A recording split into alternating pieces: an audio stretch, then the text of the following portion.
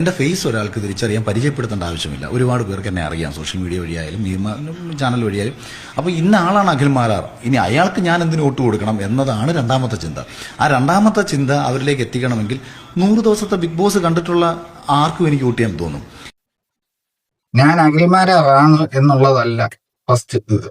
ഈ രണ്ടാമത് പറഞ്ഞല്ലോ ഇയാൾക്ക് എന്തിനു വോട്ട് കൊടുക്കും, അതാണ് ഫസ്റ്റ് കാര്യം. കാരണം ഇത് ഇലക്ഷനാണ്. കാരണം ബിഗ് ബോസിൽ കുട്ടി നിൽക്കാൻ വിട്ടോണ്ട് ആ തേരാപാര നടന്ന് ആ 100 ദിവസം കണ്ടോര് എനിക്ക് വന്ന ഇലക്ഷന് ബാലറ്റിൽ കുത്തൊന്നും പറയുന്ന പരിപാടി ഉണ്ടല്ലോ, അത് നടക്കൂല.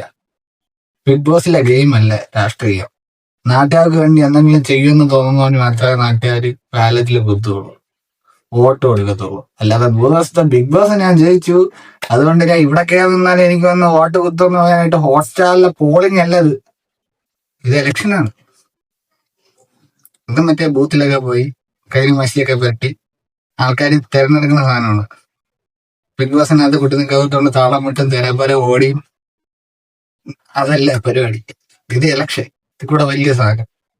ബിഗ് ബോസിൽ ജയിച്ചൊന്നും ഇതിൽ ജയിക്കാൻ പറ്റും.